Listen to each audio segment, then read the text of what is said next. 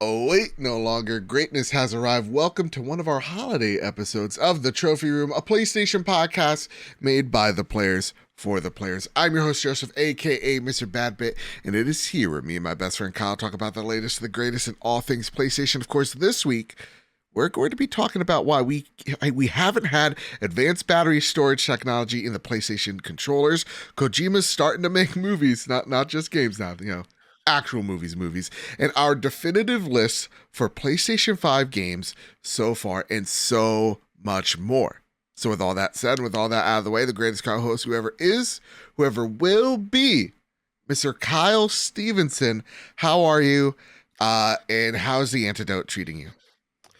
Well, first of all, how dare you 73 people out there say you wouldn't give me the antidote to save my life? Yeah. And also, how dare you, Joe? Why put me in that situation? What situation? You fed me hypothetical poison in the first place. I mean, was it hypothetical? And I texted you. I was like, way to play into every single insecurity I've ever talked to you about off the air. And as about a how good friend, everyone only listens to the trophy room for Joseph, aka right. Mr. Badbit. No one cares about me here. So go ahead and tweet out you're gonna kill me with poison hypothetically, and then for a good portion of the poll, a lot of people agreed with you and wanted to get rid of me. Wow. I had a great day yesterday, everybody. I had a great day. Great mental day for me. I mean, I abided by the rules. I'm over here saying abiding by the rules, whether or not I'm going to piss my pants. Yeah. That's harmless. And I took that and I saw that tweet and I was like, I'm going to take this and I'm going to add violence to it. And I took that personally. Well, you got to make your own list. You got to feed me some type of poison. Give me some type of I can't do that. People love you too much. No, you'd be surprised. There are so many people out to end me. I feel at least. Yeah. That said, Kyle, listen, we got a lot to talk about. Okay, it's the holiday season. We're recording both of these episodes this week so that we have a nice little week off. But y'all are still getting content. Each and every Thursday here at, the Trophy Room. So I got a question for you because we're also in the midst of the Trophy Room Awards, which if y'all haven't known, now's the time to do it. It's voting for your game of the year in 2022. And not just that, but 30 plus categories of games, 80 plus games, both indie and AAA, are populated this award show. We have literally more games than Jeff's award show. All right, just to put that out there. We have more studios highlighted than Jeff's award show. And we are strictly covering PlayStation here. We want to make sure that we're building a show that is not just highlighting the games we know, like your Elden Rings and your God of Wars, but maybe also highlighting some games you haven't heard of, while bringing in almost a dozen special guests to talk about their games of the year as well. It's going to be a huge show that launches January 13th. You have until January 6th to vote for your game. We have over 9 games in the game of the year category, so there's literally something for everyone. Super proud of it. Over 1,000 folks already have entered, voted, all that jazz. It's been terrific so far. And it got me thinking, Kyle, we actually talked a little bit about this over at Season Gaming, our friends over there, over on Cast Co-op, of what makes a game of the year for you? Like, is it strictly, I liked this game the most, or is it a little bit more nuanced than that, where it's, hey, I dug this game, I really, really loved it, but I also feel like there are implications to how, this game is going to influence the culture of game development, i.e. like a Breath of the Wild, right? When you're going into like a Witcher style game is a great example, right? When you're looking open worlds now, people are like, is it like a Witcher or is it like Breath of the Wild, right? Like, what goes into it for you when you're thinking about what is not just the defining experience for 2022 for yourself, but are you thinking of it in a broader scope? I want to know what you think. It's a great question, and I'm probably going to disappoint you with my answer. I don't think about really, or don't put a whole lot of stock into whether or not it's moving the medium forward. Mm, Like, obviously, if it does something like really, really cool, I will take notice of that.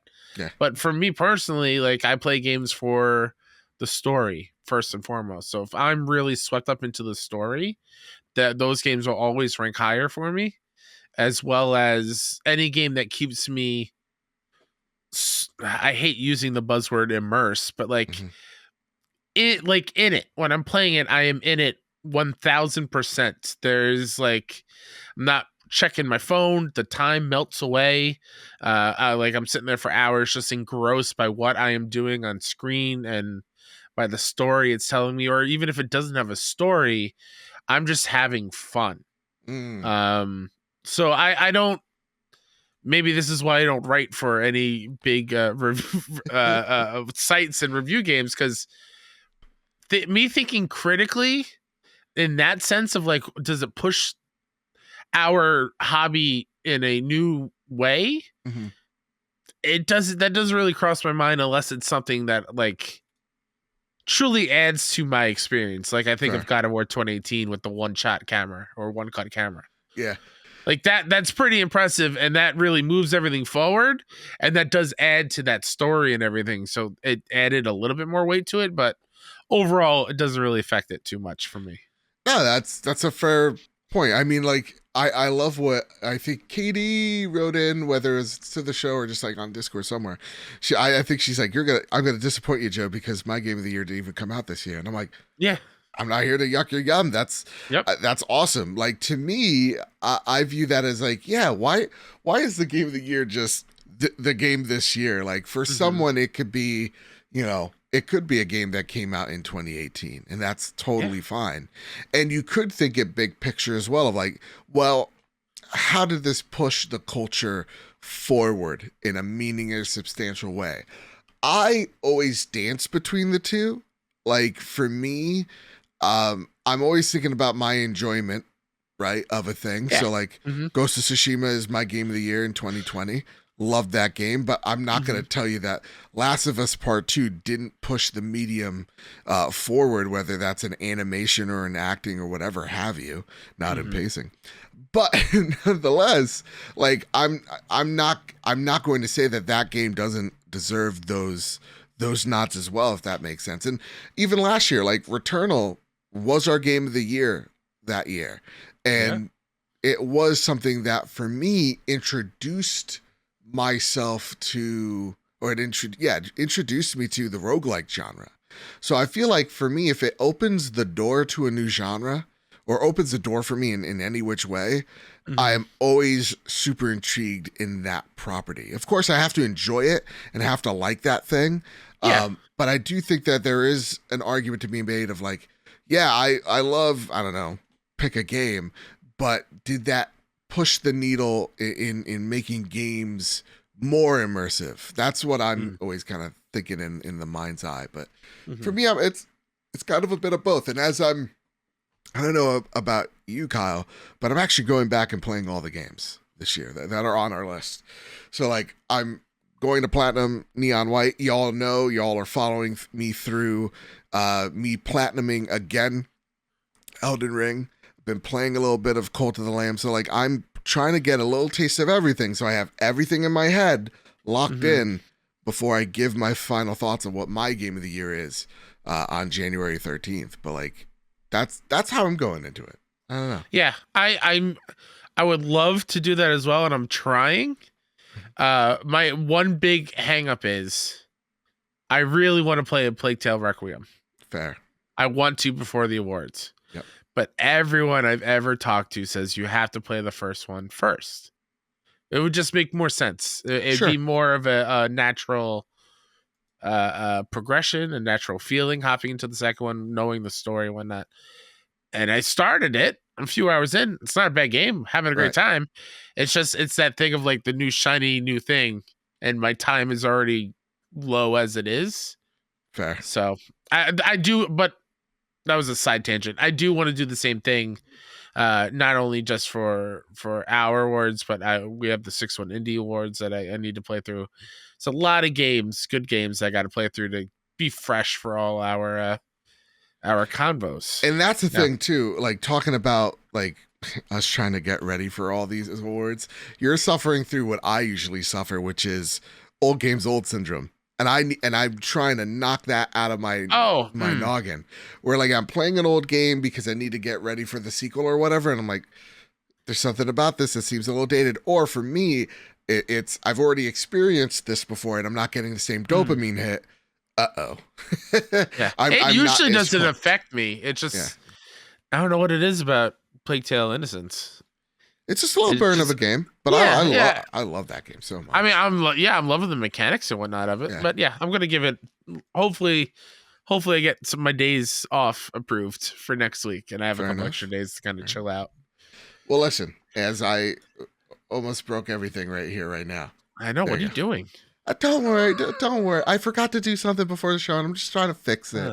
I broke everything again. Before we talk about our top PlayStation 5 games so far and what that category actually means, before we break down all the little tidbit of news, we got to thank our patrons over at patreon.com/PS Trophy Room. It's the reason why we look so good. We sound so great. The reason why the Trophy Room Awards exist is because of your generosity over at patreon.com/PS Trophy Room. So I want to thank our newest member, M. Kyle H85 over at Patreon. I want to thank our platinum members, Todd Burowitz and Toxic. I want to thank our gold members, Jonas Young, N. Johnson, Too Soon, Gavin Gottfried, Jose Jimenez, Jedi Master Ren, Metal Kirby, Stephen Flesh, Doth Simon the Pie Man, Enigma, Millennial Falcon Gaming, Cowboy, Danger D, Strubles and Bits, and the Green Guerrilla Gamer. I want to thank our Silver Plus members, Robbie Bobby Miller himself, Cypher Primus,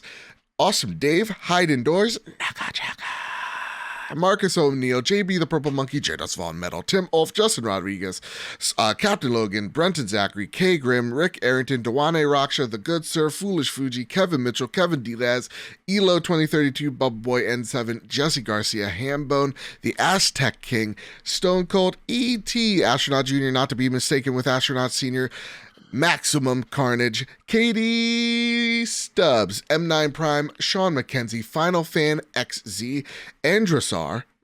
Did I nail it? I feel like I nailed it. Lamb Chop 93 and Justin Rodriguez. And like Vontae Tatted. You skipped over him. Oh no, he's I messed up this whole list. I know it in my head. He's there. He's Cowboy Danger D. He changed his name. Artist formerly known as. I got it. Listen, here's my New Year's resolution. I'm gonna fix the Patreon list. I'm gonna get it all right. And like we say each every week, as long, if we ever got you through a long car ride, tough day at work, the holiday season. I know a lot of people are like, oh man, I'm in a podcast drought. The holidays, there ain't no content. Well, we're making that content for you, and it's all possible over at patreon.com/PS Trophy Room. Thank you all so much for your kindness, your support, and your generosity over there. And with that said, with that all out of the way, Kyle, it's time to square up the news. Yeah, it's time. There's only a little bit of it. It's only a little bit. Let's get squared up. Yeah. Rebecca, I don't know what that was. I'm sorry, listeners. Rebecca Smith over at PS Lifestyle writes, DualSense Edge battery life is moderately shorter than original PS5 controller. Sony has just provided a deeper look at the DualSense Edge Pro controller that will be coming to PS5 fairly soon, but the one thing they neglected to mention was that the controller will have a quote-unquote moderately shorter battery life compared to the original DualSense controller. For those already complaining about the length of battery on the DualSense, this isn't encouraging news. How long is the DualSense Edge controller battery life? Sony hasn't given a figure for how long the battery life will be for the DualSense Edge, but told The Verge it will be moderately shorter than the DualSense. The battery life of the original DualSense controller is around 12 to 15 hours, depending on whether features like haptic feedback and the speaker are being used. Sony's full statement explained the reason for the shorter battery life is that the Edge has quote-unquote many more features within that will help to drain the battery life. The company has tried to strike a good balance between wireless operating time and delivering robust high-performance features, but will be providing a longer USB braided cable for a wired connection to the PS5 console if players need to preserve battery life. Oh, geez, so generous, please. Oh boy, oh geez. The braided cable is. Whew, thank you so much, Sony. You didn't have an extra foot. It could have just been a regular cable, not braided. I know, man, but oh boy, braided in there. Watch that thing try to get tangled. First off, I want to address the elephant in the room. Okay. Yeah, go for it. The battery of the original DualSense controller is 12 to 15 hours. Since when? It's a little high. That's a little generous. I mean, like my DualSense is, I usually get around 8-9 hours out of them. About 6, I would say. I'd say let's have that number. 6 to 8, I think is fair. Oh, well, I'm telling you, I get like 8 to 9. Oh, and I'm telling you, I'm lucky if I had to charge at the end of my Elden Ring stream. I had to charge the DualSense. That was about 3 hours 35 minutes type of deal. Yeah, I don't know. I don't have that issue. I don't know. Like the older ones. Okay. Yeah, they're a little bit on the shorter side, but like the new God of War one. Yeah, perfect. I've played with that like once. Like it's right there in the back. No, how dare you? It's not collected dust. It's a collector's item. Okay. I had to play it for the first hour and then not touch it. How dare you? What do you mean how dare you? It's a nice controller. I want to. I know, but use it. I don't know. We all know you and your history with controllers. Use the new one because it's probably the only one that's working at the moment. Well, you know what? I've been a little lazy, so humble brag, Kyle. I do have a braided cable already. Ooh, Mr. Big Man on campus. I know, money bags over here. Now it's the Xbox Elite controller, which I have thoughts. Don't worry, they're not bots. Don't worry, PlayStation people. We'll be back on board in a sec. But I've been using the red controller, right? The lipstick red, and I've been using it for like 2 weeks now. Just plugged in, and it's not broken. I got no drift. Okay. So I'm good with my controllers. I'm good. I'm here to defeat the stigma that I have with controllers. The stigma that you have that you brought up in the first place. I'm here to defeat my own stigmas. Okay. All right. I don't know how they came up. They could have been by me, but I denounced them, and I feel like that's all you need to do to get out of trouble. I denounce. I think you brought the maybe it was the 2018 God of War controller on the show, and you're like, yeah, look at how broken these thumbsticks are, or maybe the Uncharted 4 one. No, definitely, it's definitely the God of War one. It's like stuck. Here, even actually a great example is the Cotton Candy one. Yeah, this one has a weird every time. Why is your left analog stick stuck in that position? What are you doing? I don't know. It just happened. Or maybe it's just the angle. It's just the angle. It's, okay. Every time I try to turn it, and it's sticky, and I don't like it. And so what am I going to have to do? I'm going to have to buy one from Best Buy, exchange it. You know what I mean? Quote unquote, exchange it. I know that trick. And then say, oh, it's effective. Can I have a Best Buy gift will card? say, I think my red one, I think the red or the black one, my circle button is mushy. Oh, did you go too hard on it? Mesh it too much? Probably. On that one, yeah. That I think is a more common occurrence for me, and the buttons get a little mushy. Yeah. Well, okay. So let's get back on track. Let's get back on track here. Yeah, the DualSense battery, I'm outraged. The whole internet is outraged. This isn't good. Moderate, how long is this thing gonna last, Kyle?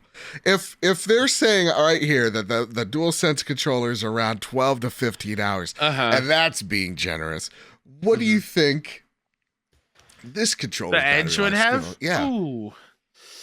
Moderately shorter. Does moderately shorter mean half or quarter?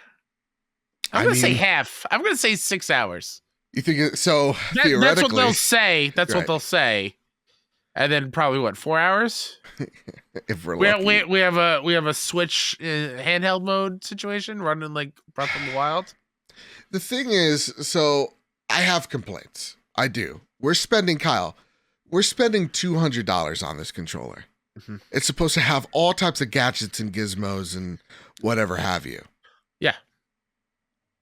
And it's going to have worse battery than its predecessor, Mhm. which what seems to be is, well, we just put more stuff inside this controller, but it seems as though, no proof, but it seems as though they just stuck with the same battery as a regular DualSense controller.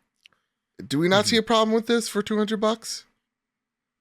I mean, I think these Pro controllers are just ridiculous in the first place. So I think the whole market, I think I have a problem with. I do think it's weird how we live in a society. Hold on, let me put on my Joker makeup. Please. We live in a society where the Nintendo Switch controller can last 3 weeks on one charge. And the DualSense doesn't last, nearly as long. Like what technology is different between them? Yes, I know the haptics and everything in DualSense, that's why, but have we not advanced far enough in technology to have a longer lasting batteries inside? Or should we do the Microsoft route and just stick with double A's?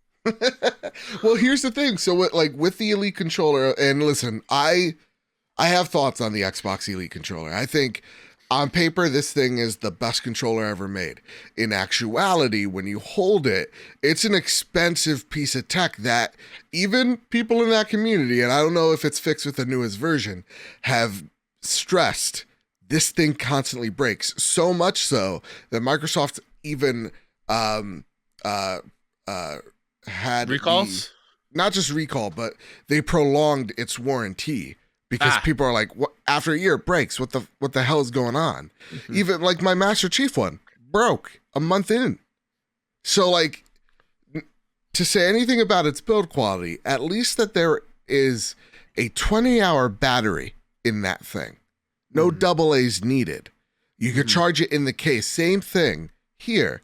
And it's $150. To me, I feel like your competition is offering a solution.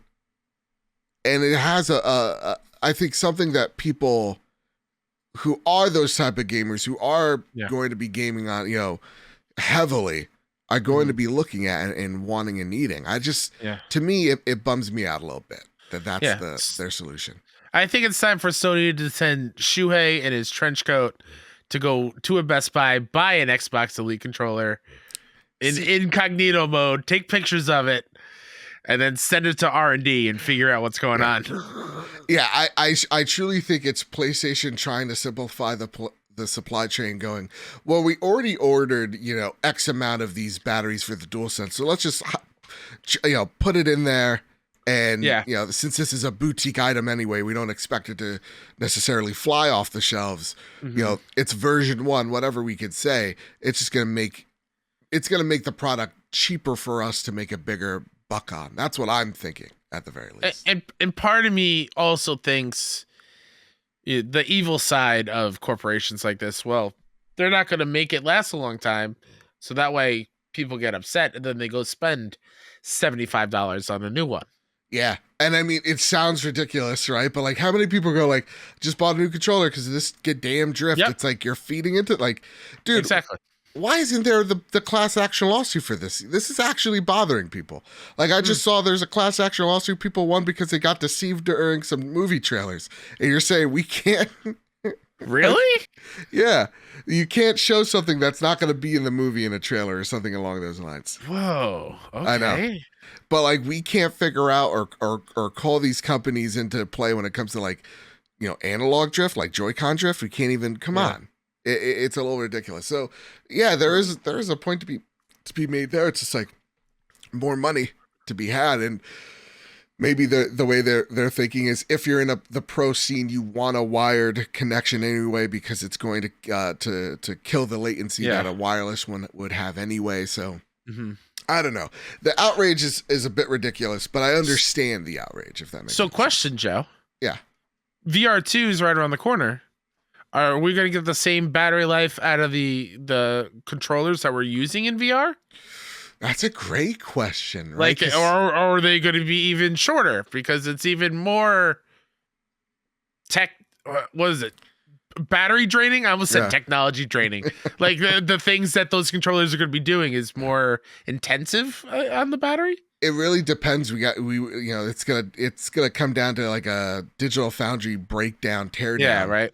of those controllers to see what type of battery is inside of them. To see, because you're rocking with the same tech that's in a DualSense controller in here and doing more because you got to do motion. I would assume that's something. So I don't know. It's a great question. We'll only find out in February.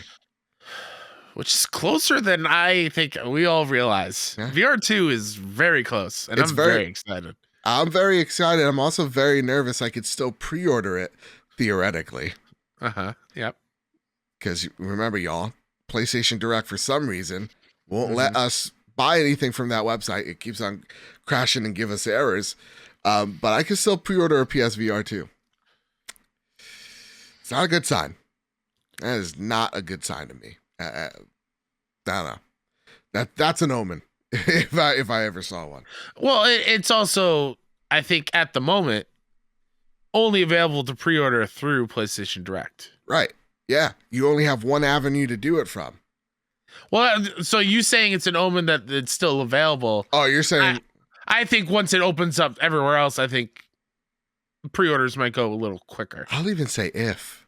I mean, we're coming down to the wire here. We still haven't even gotten like SKU links out of any of these sites. That is totally fair. Yeah. Yeah. I don't know.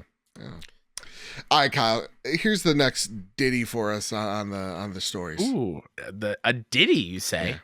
Oh, instead of square up the news, square up the ditties. Ooh. Nick Tan over at PS Lifestyle writes, Death Stranding film revealed, produced by Kojima Productions and Hammerstone Studios. Kojima Productions will be producing a Death Stranding film in partnership with Hammerstone Studios. This marks Kojima Productions' first feature movie adaptation. The film will be completely financed by Hammerstone, which is best known for the films Barbarian in 2022 and Bill and Ted Face the Music in 2020. According to Deadline, the film will introduce quote-unquote new elements and characters to the Death Stranding universe, though the plot is still unknown. Still, Hideo Kojima is excited for this new project for the silver screen. Quote, I couldn't be more excited about this new partnership with Hammerstone Studios. This is a pivotal moment for the franchise, and I'm really looking forward to collaborating with them and bringing Death Stranding to the big screen, end quote. Alex Lebovici, founder of Hammerstone Studios, says that, quote, unlike other big-budget tentpole video game adaptations, this will be something far more intimate and grounded, end quote. The focus is on creating an authentic Hideo Kojima production through and through. It is unknown who the director and writer of the film will be, though Kojima is credited as the director and one of the writers, alongside Kenji Yano and Shuyo Murata for the Death Stranding game. Ooh. Kyle. He's finally doing it. The thing we've all been, saying, hey, maybe you should do movies. Yeah. Your cutscenes are super long, my guy. What about you turning it into a movie instead? Huh? Yeah. Finally doing it. I love how the focus is still making it an authentic Hideo Kojima production, other known as we don't know what's going on. Yeah. And I love that it's like an authentic Kojima authentic Kojima production and grounded. Those two don't go together. I'm like, this guy's never seen a Kojima joint. Nope. He has not played anything. No, yeah. I'm very curious how this movie is going to work. I've seen Barbarian. I loved Barbarian. I unfortunately saw great. Bill and Ted Face the Music. So to me, I'm expecting something of smaller budget and smaller scale. I don't know about you, Kyle. I'm looking at this like this is kind of an indie flick rather than like a blockbuster, summer movie. Sure. Well, I think it will be quote unquote smaller budget, just because Death Stranding, that world is so isolating and empty. Like you don't have to have a full, big, huge cast list. Sure. It does say new characters, so I don't know if we're gonna be following Sam around. Are we gonna follow Fragile around? Like I don't know. I would love to see. I love Seydoux? her. Yeah. Leah's a terrific actress, so like agreed. I'd love to see her there. but yeah, like new characters. So we're like, what are we exploring? Like that's exciting because like now we're in the world of Death Stranding.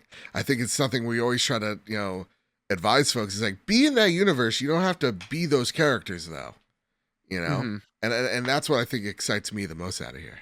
And it is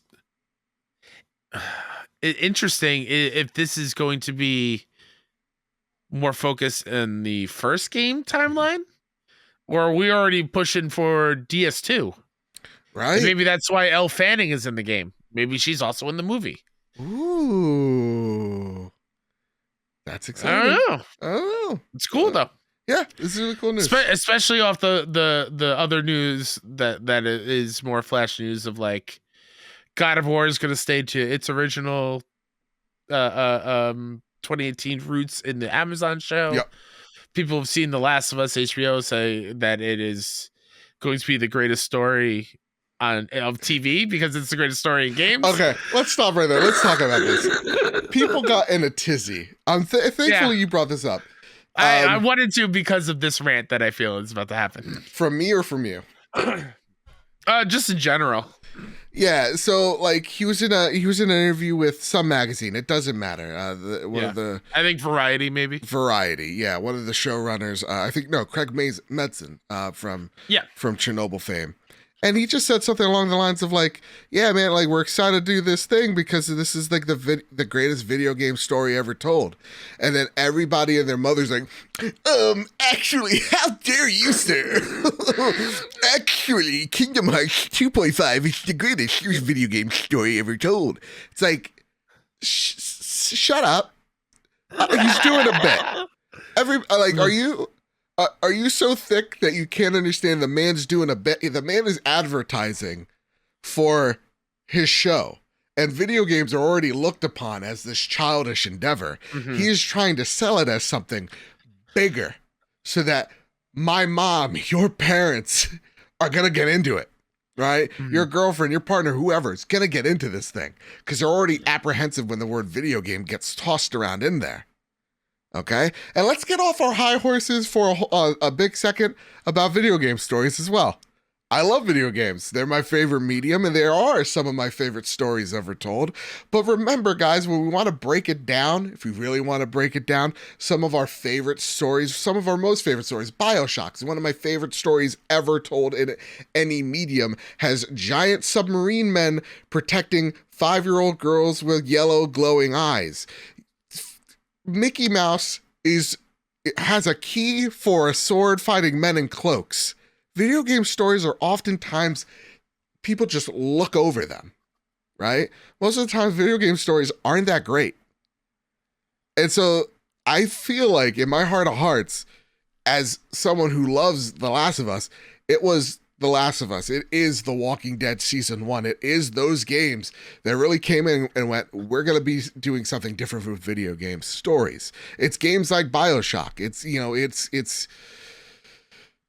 It's those few and far betweens that tell really compelling stories that have outside people looking at us and looking at video games and treating it a little different.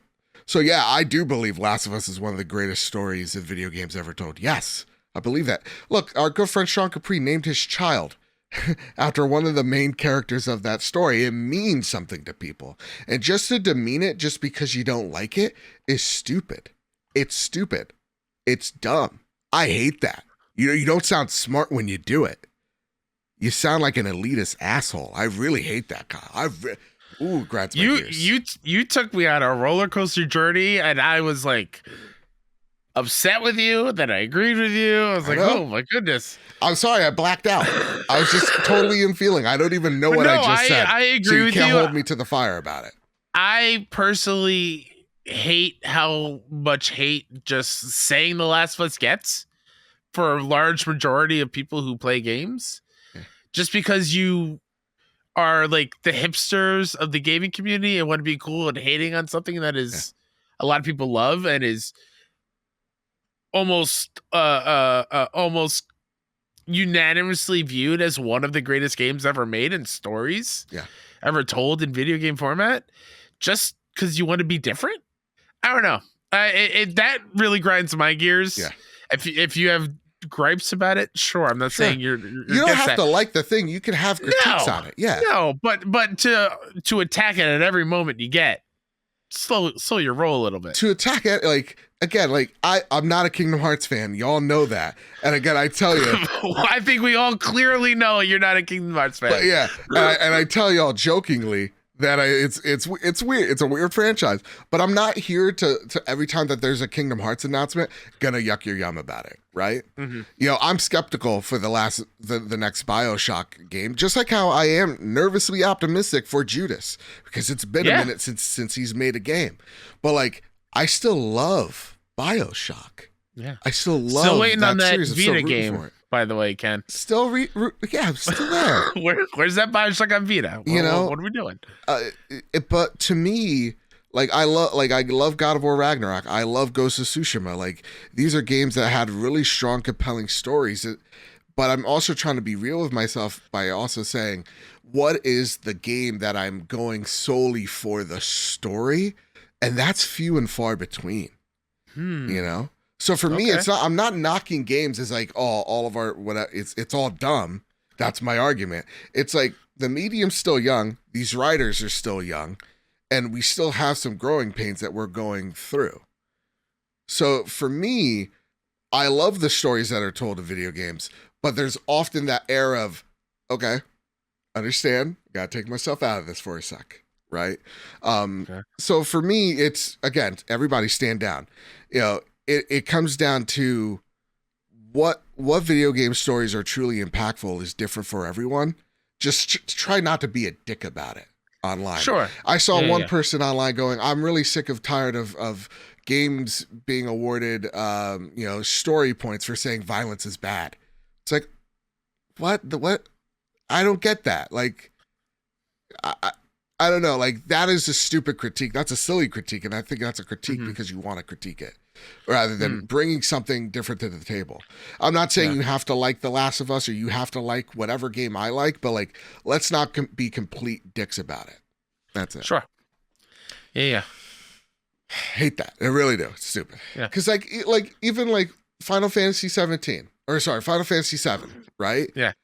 Crazy. I was playing Crisis Core, and he's on a train, and like he's dodging bullets, he's whipping like his sword, blocking bullets, jumping from train to train. I'm like, the laws of physics say all of this is the dumbest thing in the world, right? And then, what is that called? Is that called ludonarrative dissonance? Is that what that's called? And that's what video games are full of, I think. There's a lot of like, just take yourself out for just a second. For just a second. And then he does a backflip off the train, and then he goes on his flip phone. It's like, holy crap, this was a mid-2000s experience. But I love that thing, right? Just like how Final Fantasy VII is ridiculous when you think of it broad schemes, if you want to really break it down. But people connect with that story and with those characters. And it may not be my favorite game of all time, but it's one of yours, and I'm not going to yuck your yum because it didn't hit for me. And if someone wants to sit there and try to sell their product, it's one of the greatest stories ever told, I'd be like, okay, cool. You're doing marketing right now. And I'll just ignore it. But everybody needs an opinion. I'm sorry. Yeah, no. I will just counterpoint real quick. We don't have to stay too long on it. Right. When you say that video game stories aren't where we need them to be, or people make them out to be, to me, a story is a story. Fair. Right? Like, in every medium, there's going to be batshit crazy stories. Sure. Like, there are movies, there are books, there's comics, there's... And I'm not saying, like, there's not outrageous, stupid movies, because, like, John Wick exists, right? Yeah, no, I'm just saying people like to use that as an attack on video games, right? I don't like think to belittle the accomplishments that games have made. And I'm saying we're getting there. But and my argument is, can you point to an Oppenheimer right now in video games? You can't. Right? Like, can you point to something going, oh my God, that is something deep, right? Like there's no Interstellar for us right now. We're getting there when we're growing. But what I'm trying to tell y'all is, oftentimes our medium is looked at as childish, and as a second too, and someone's trying to sell it as no, it's not. This is actually a really awesome place where stories can be told, and if he could nail it here, that means more games get picked up. So like maybe we root for this one, Gal. That's my argument in a whole. I'm sorry if I triggered like half of our audience because I said video game stories can get silly. You know, just like in every anime, towards the end. Now I'm gonna just say it. Yeah. In the end, you're always fighting God, right? Is that? I mean, come on, hentai exists. All right, cool. Now, from one garbage fire that I put myself into another, it's time for some flash news. Kyle, you ready for this? Yeah, go fast. Gotta run fast. The tentacles, they're getting close. Gotta run. Guerrilla Games has revealed that it is, in fact, working on multiple Horizon projects, as advertised on their Twitter by quoting, ready for this? I'm ready. Oh, and a multiplayer title, by quoted, featuring a new cast of characters and unique stylized look, friends will be able to explore the majestic minds of Horizon together, unquote. Kyle? Is that supposed to mean Majestic Wilds? Majestic, I don't know. Yeah, Instead I think of it was. Wilds, I think right? it was. Wilds? Yeah. Okay. IGN, you done guffed. Kyle, this is actually a great point from what I was talking about earlier. Sometimes with video games, you just got to turn your brain off for a second. She's fighting. Fighting robot dinosaurs. Yeah. Video games can get kind of silly. It's not to say that like I didn't get emotional at the end of that, Horizon absolutely. Dawn, because I absolutely did. But like they're a little silly, and it's fine. Sure. I'm gonna get so much shit. All right, Kyle. Just because they're silly doesn't belittle the story, though. No, Just saying. yeah. That's where I'm coming from. No, it doesn't belittle the story, but all I'm saying is we're not there yet. It's not saying we never will get it. We're not like throwing mud at video game storytelling or the incredible writers that write them. I'm not. Yeah. I'm not. I'm just saying our medium is still really young. Like you take a look at like movies. Movies have been around what, like arguably 1920s, 1930s. How long have video games been a thing, right? 70s, 80s. Now you bring into, well, how long have scripted, scenes, scripted games, or storytelling been in effect? What, like 90s, right? If you really want to get serious about it, or like late 80s, early 90s. So there's so much growth to be had here. So when I'm saying all of that, I'm not trying to be a dickhead and say our thing is childish. I'm not. I'm just saying our medium's young. Mm-hmm. And we're getting there. And I think a great example is look at The Last of Us Part 1. Look at The Last of Us Part 2. Look at Red Dead Redemption 2. Look at God of War. Like, you're seeing brilliant stories being crafted here. We're getting there. That's what my argument is. But to try to poke fun at it by going, I know that this is someone's favorite game out here, and I'm just going to throw daggers in it to be different is a dickhead move. And it's just like with like Halo. The Halo show's not my jam. Mm-hmm. It's not. But I'm not making it my personality every time that there's a Halo post to belittle that show or that game. No, I'm not going to do that. I have my opinions on it. Master Chief should have never shown his literal whole ass, but that's just me. That's just me. I live my life. Hey, we playing Horizon together sometime soon? Oh yeah, sorry. Now I feel bad, Kyle. Now I feel like No, don't feel bad. Don't feel bad. You see how it needed to be said. You got how it. the turntables. You felt real insecure in the beginning of the show. It's all on me now. What's that? Have you ever watched New Girl? Yeah, of course. Well, what's that thing? I got you cookie, get me cookie. That's what I feel you're going through right now. Yeah, pretty much. You want a cookie? I got you cookie, got me cookie. All right, so Horizon. Great game. Love the story. Love the characters. Jesus. Multiplayer game. Stylized look. That new cast of characters. Yeah, the new unique stylized look does bother me because where do they go? Cell shaded? Right? Even more realistic? I don't know. I think looks great the way it is. Perfectly stylized to me. Yeah. Are we going the Fortnite look? What are we doing here? Oh, I hope not. I hope not. Why can't it just look like Horizon?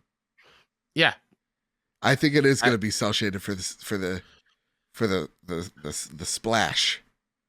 That alarms me. It's a bummer.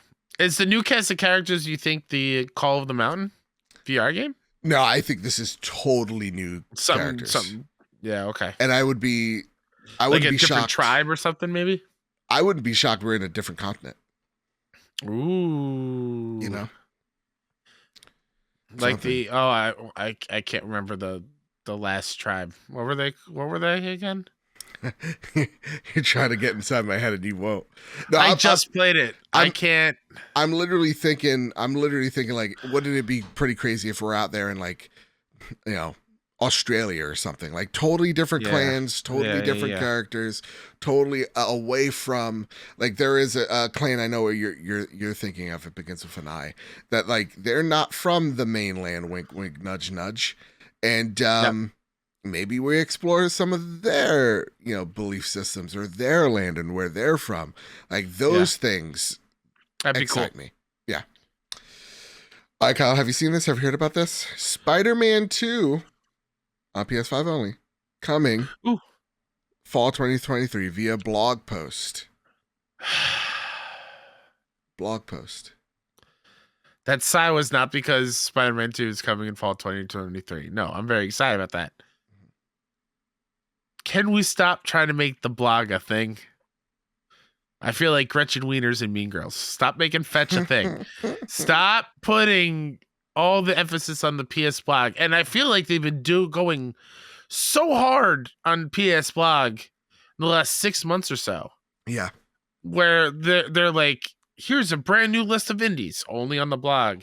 Here's some new news about, like, wasn't Forspoken. Maybe it was Forspoken, where they have like dev diaries like every other week, or maybe that was a different game. But there's a lot of really cool information that is happening there, which again is probably why they're doing it, is to bring you over to that website, bring you over to the blog. But I want to State of Play or a video showcase. Yeah, I'm getting tired of this. Everything. Like, I don't getting tired of it. You're just making it so people do the thing that nobody wants people to do, where they see the headline and they don't read the article. Yeah. And I think it's just like, it's PlayStation's way to give value to their partners. Yeah. Where it's just like, hey, look how much traffic this website gets. Yeah. Because we force people to click on this link type of deal. Mm-hmm. Mm-hmm. This is, first off, exciting because more Spider-Man is awesome, and now it's official. We're getting that in 2023. We're getting Final Fantasy 16 in 2023. Forspoken in 2023. We're getting a whole bunch of games in 2023, right? Yeah. But yes, coming from a blog post, it's time for a PlayStation showcase. It's time for a State of Play. It's time to see what you're cooking in 2023, because right now, I don't know what's in the pot boiling. Yeah, all we've gotten is that one trailer. Yeah. I don't even know, like, the other characters in this universe. Yeah. Are we switching between Peter and Miles? Who knows? We haven't seen Venom. We haven't seen any of the other villains. What's happening? But you know who we do see? Who do we see? We do see Spider-Man on PlayStation in the Miles Morales movie, Across the Spider-Verse. Oh, we sure do. Do you think, here's another question, do you think we're going to get a lot of PlayStation Spider-Man in there? In the movie? Yep. I think so. Do you think he's a pivotal role, or like not he has a pivotal role, but a few lines to the side? Yuri's going to have a few lines. Because he is front and center on the Japanese poster. Is he really? He's in the first line of the other Spider-Man. Oh, I gotta see this. Just across. Like there's Miles.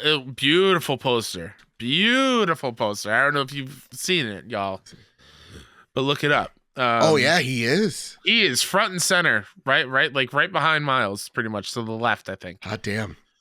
Yeah. Looking good. Oh, it's gonna be a good film. I'm gonna freak out if I even just hear him the whole once. time. Yeah. I'm gonna freak. Absolutely. All right, Kyle. So here it is. Now we get to the main topic of the night. Okay? Almost an hour into it. We got to the main topic. Yeah. So, here's to the kids out there. It's Hanukkah. It's Christmas time. Yeah. All right? Mm-hmm. Mm-hmm. Probably just got yourself a nice PlayStation 5. You're saying, I'm a kid or a young adult or a grown-ass man. I don't know. I could hear dictate your life. Or what? Who got you a dope-ass Grown-ass adult. Yeah. Right. Yeah. You treated yourself. You treated yourself. Or you haven't played a game since the N64. You have no idea what's happening. Or your PlayStation broke, and you're like, it doesn't matter how you got it. You got yourself a PlayStation 5. So you won a crane game, and you got a PS5. Are you that one person that did it? Lucky son of a gun. Because we're here creating the definitive top 10 PlayStation 5 games so far. And sort of PlayStation 5. So, before we talk about our top 10 lists, our top games, I want to give some caveats. I want to have a little story, a little conversation with you. Story. All right. Yeah. First, Kyle, when we say PlayStation 5 games, are we talking strictly PlayStation 5 games, or do we add cross-gen games, PlayStation 5/PS4 games? Why or why not? We absolutely do add them because there is a PS5 version. Okay. It's not two separate games. It's the same game that has a PS5 version. Like I don't know. I'd feel weird not including those. So, should there be any conditions? And if so, what conditions should there be? So, for example, do these PlayStation 5, because sometimes you just slap it feels like they just slap a PlayStation 5 sticker on these games, right? You go, it's PlayStation 5, take over for it. Anyway. But do they need to kind of prove themselves? Like, haptics or like greatly improved like FPS modes, performance mode, 60 FPS, 120 FPS, whatever you name it. Or just strictly, it has the stamp PlayStation 5 on it, so we're counting it. Call me basic.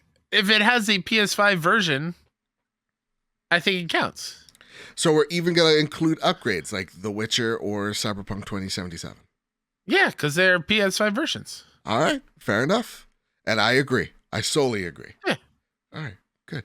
It'd be different if you only you're putting a PS4 only game in your PS5. No. Yeah.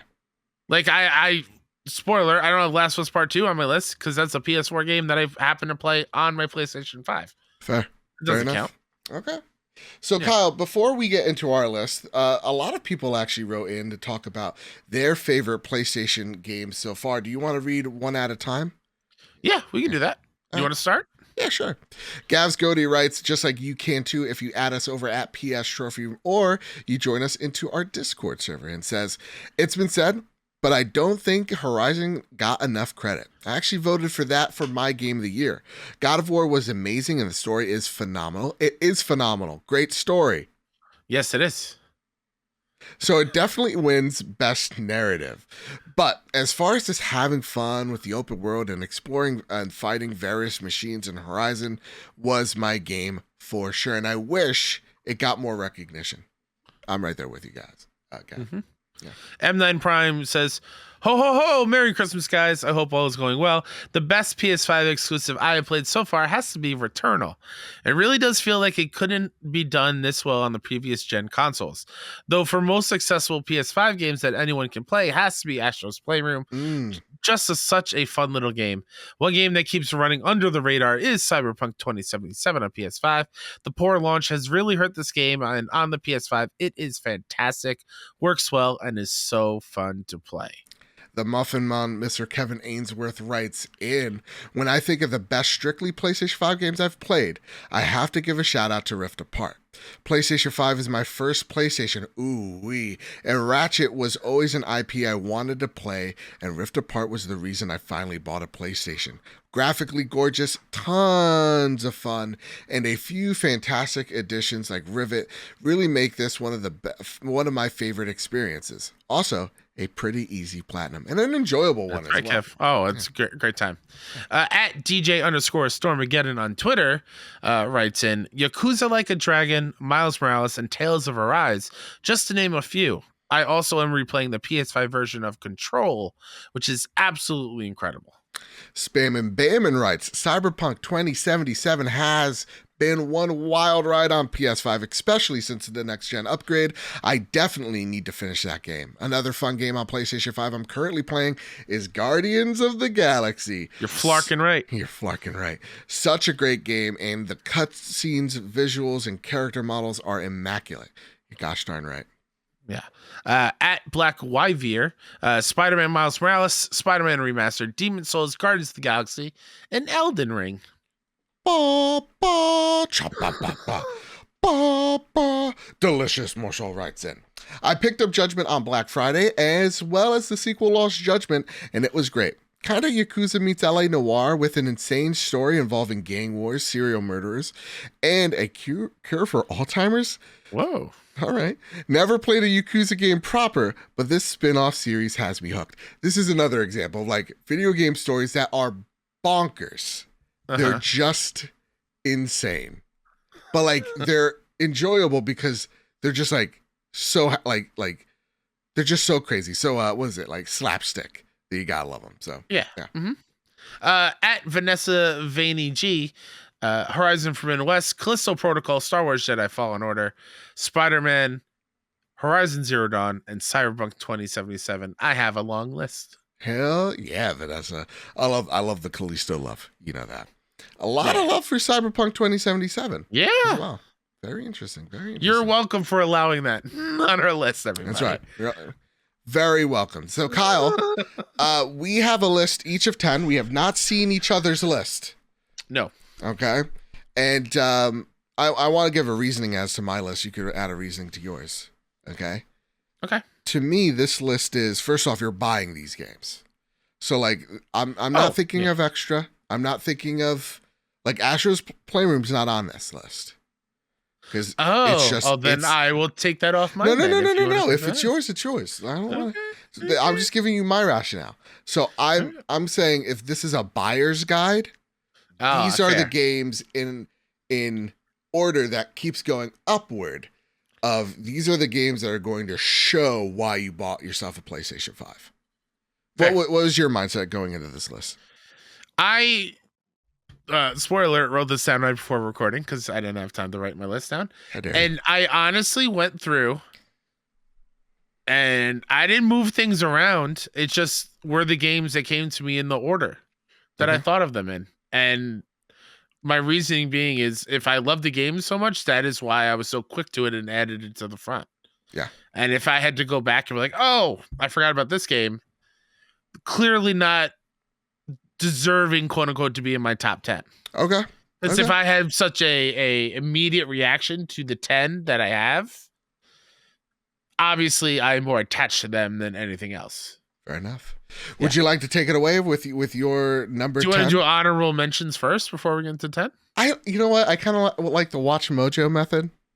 Where it's like we get to everyone once we get to one, we go in honorable mentions, and then we do. Okay.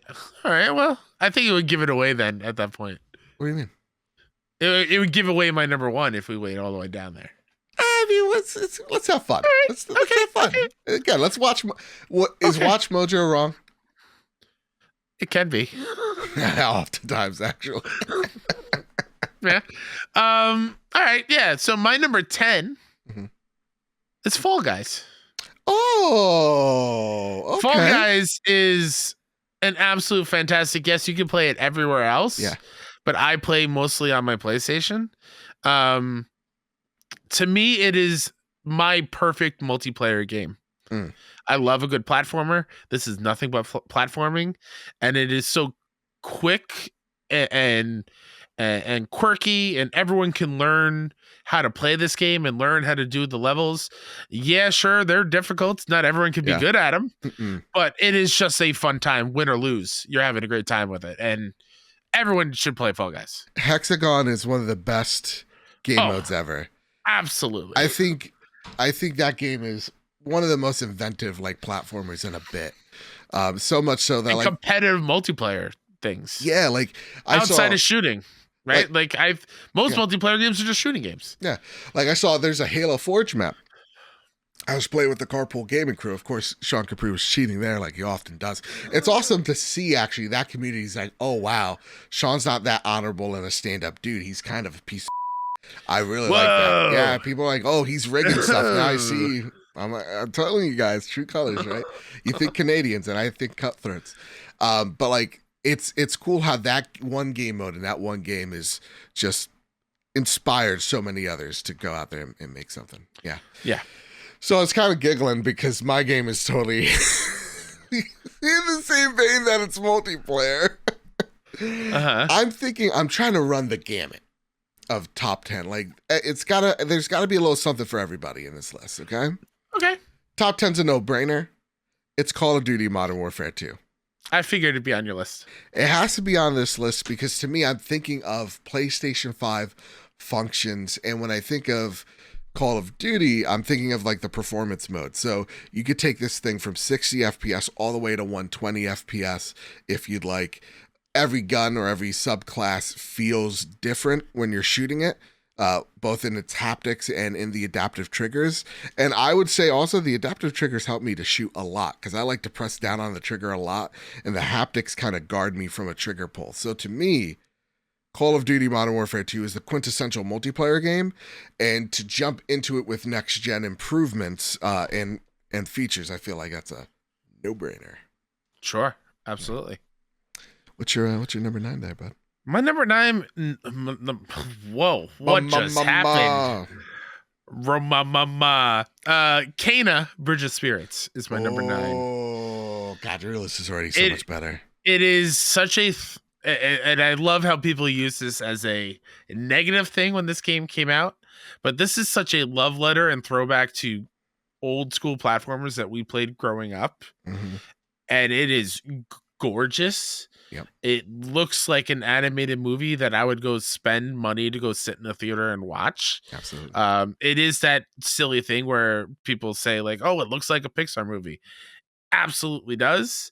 The Rot are adorable, and it is not like it's not a kiddie platformer at all. It is difficult. The combat is difficult. Yeah.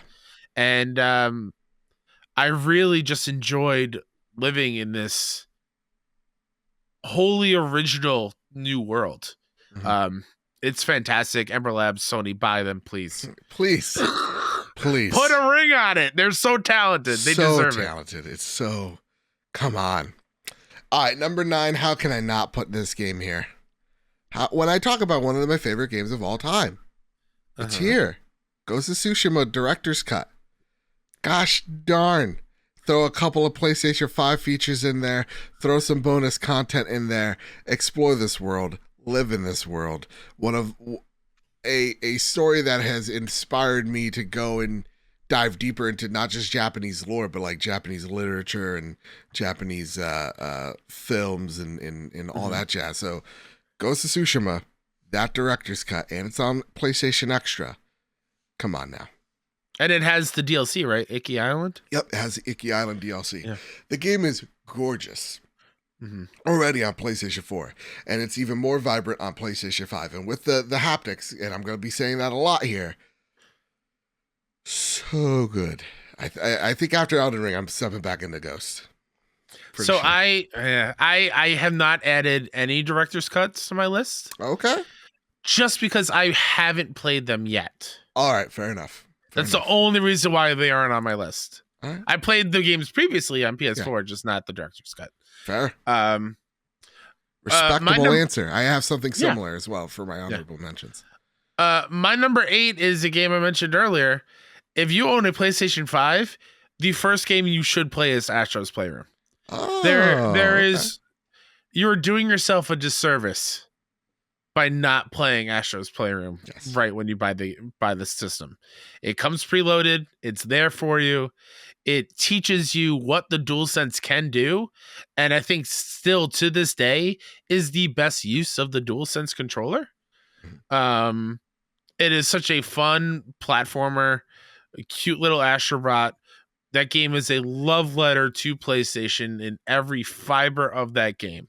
Yeah. And it's a short experience, 4 to 6 hours if you want to get the platinum, which is fun to do.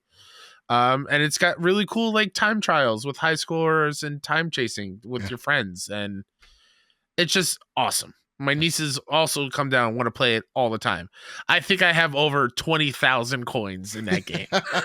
I already own everything in that game. I don't need more coins, Yeah. but that's how many coins I have. That's so cute. Because it just keeps getting replayed over and over and over and over again. It's fantastic. So my number 8 is crazy. Because you're going to be like, why is it this low on the list? Okay. Spider-Man Miles Morales sits at number 8. Ooh, wow. Okay. Now, the reason why Miles Morales sits here on number 8 is not because it's not a fantastic game. It absolutely is. It's not, it's not because I didn't dig the story. I absolutely did. I loved Miles, and he's my Spider-Man, right? But when it comes to like PlayStation 5 next gen, I'm also playing the PlayStation 4 version, and I feel like, to me, like the haptics on the PlayStation 5 didn't blow me away. And the visuals, while it looks, and it definitely an improvement, to me, I feel like it's a smaller upgrade than others. So to me, I'm like, you probably already played this on PS4. I don't know if you need to play it again on PS5. That's my only thing. It's the reason why Ghost is so low. I love that game, but like smaller improvements. You may have already played this game. All right. There you go. What about you? Fair. What's number 7? Number 7 is a game that you can also play everywhere else. Mm-hmm. It came to PlayStation last, but gosh darn it, Hades is so good. I knew it was going to be there. That's why I didn't put it on my list. I'm like, Kyle, this is Kyle's. Hades is so damn good. Yeah. If you are interested in what a roguelite is, or roguelike is, Hades is the perfect thing to jump into. Yeah. And it will ruin every other roguelike, unfortunately. Just because it does a thing where you die, yes, you start all over again. But in between, you are getting so many different character interactions and stories that are branching out, and it feels fresh every single time, and every run, different weapons, different skills, different buffs. Like, once you learn what you are going for, it is a finely tuned machine, and you just keep doing the runs over and over again. And I think I put 60, 80 hours in like 3 days because I just could not stop playing this game. Nice. Also one of the most rewarding platinums you could ever get. Supergiant doesn't miss. I'm so happy Hades 2 is a thing. Hades absolutely needs to be played if you own a PlayStation 5. Absolutely. All right, here's my next one. Deathloop. Okay. Not on my list at all. Not even honorable mention. Oh, hot damn. I just don't feel like this game gets the love it gosh darn deserves. Like, even when it came to Xbox, and listen, Xbox folks, I know you're listening. Prove it to me. Let me see your gamer score. All right, real gamers out there. I don't feel like y'all gave it the love it deserves. This game is fantastic. And the way that it delivers its narrative is something, again, when we talk about the baby steps that we're learning as an industry, this is one giant leap. Like, this is like, it's in leaps and bounds of how its story is delivered in pieces to you. You know, with those roguelike elements of you dying and it being part of, the story and how you progress through the game, and just the inventive ways that you're able to assassinate, and not just enemy players, but enemy NPCs or your targets, and while being hunted down by someone in the real world, Juliana. Man, it's so much fun, man. Arcane doesn't miss, and Deathloop was the game that showed that to me. Yeah. Only reason it was not on my list is just I didn't vibe with the way the story was told to me. Fair. Just wasn't my thing. But it's super stylized. Arcane are geniuses. It's still a great game. Deserves to be on a list. And Colt needs to be in more things. Like, yes, literally, please. The fucking character needs to be. Absolutely. If there's a PlayStation All-Stars Battle Royale 2, Colt better be in there. It's like, where the am I? Oh, God, that'd be so good. All right, Joe, are you ready to yell at me? Yeah, scream, shout, let it all out. These are the things I could do without. Probably the number 6, Elden Ring. Elden Ring is at number 6 for me. and Fair. it's one of the best games ever made. I have issues with the game itself. I wish there was a better golden path. I wish the narrative was a little bit more told to me instead of just hidden about. But our good friend Mike, right? He's like, oh yeah, look, I got this tattoo of an Elden Ring character. No, wait, did he really? He got the one with like the sunflower. I forgot what the guy's name is. Yeah. But I was like, Mike, he's in Elden Ring. I had no idea that is a character in Elden Ring because I didn't see him. So like, I have those issues, but I'm gonna take that aside. It's still number 6 on my list. Okay. Because that game deserves to be played. That game is a masterclass in everything. But yeah, that is why it's number 6. Game of the year stuff, when we talk about it in January 13th, it's going to be interesting. I'm trying to text Mike right now. I'm like, let me see the Elden Ring tab. But I actually think that's the cool thing about Elden Ring. Like, there was a character I ran into mid-stream, and I'm like, I never ran into you on my original journey. Okay. And it just makes, because like, to me, it's like, yeah, the story of Elden Ring, listen, again, when we talk about stories and games, it's about what you make it. And so like, I think of like, to me, the main quest line is Ranni's quest line. Everything else is secondary because that was the thing that I cared the most about. And it was the things that happened along the way that were important to me that I remembered. Sure. That was the story to me. So fair that you put it there. Mm-hmm. Number 6 for me is Sifu. I wanted to show some indie love in here, and I think Sifu is a great representation now that it has different modes attached to it of, again, a genre that I grew to love because of this generation. That is the roguelike. And also at the same exact time doing a great job of not just the haptics, but the 3D audio, knowing where things are coming at you, not just like where the fan is blowing at you, but like where the guy's about to sucker punch you from is so important in this game. And I think the 3D audio in Sifu is phenomenal. So Sifu number 6 for sure. All right, now we're getting to our top 5, and now this gets oh boy, this gets a little nuts. Oh, I'm very curious to what your top 5 are.